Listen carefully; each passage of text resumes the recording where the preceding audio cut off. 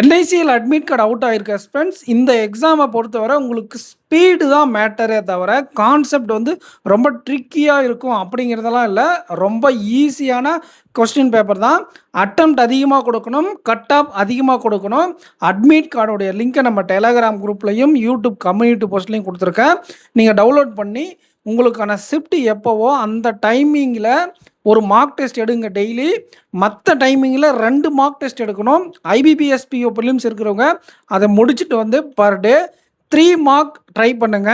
அப்படி இல்லைன்னா minimum 2 marks and அதை தாண்டி நீங்கள் நிறைய செக்ஷனல் டெஸ்ட் எடுக்கணும்.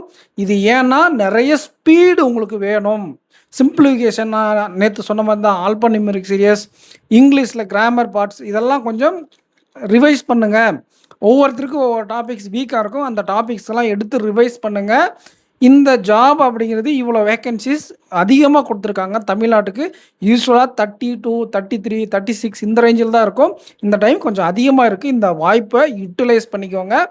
இது பெட்டர் தென் bank job. Saturday Sunday holiday, fixed working hours, இந்த மாதிரி நிறைய பெனிஃபிட்ஸ் உங்களுக்கு இருக்குது வித் குட் சேலரி பேக்கேஜ்.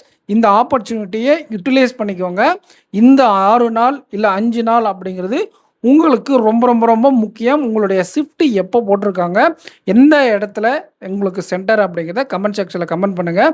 நீங்கள் பேங்க் எக்ஸாம் ப்ரிப்பேர் பண்ணுறீங்க அப்படின்னா நம்ம டிஎன் பேங்கர்ஸ் அகாடமி ஆப்பை யூட்டிலைஸ் பண்ணிக்கோங்க ஃப்ரெண்ட்ஸ்.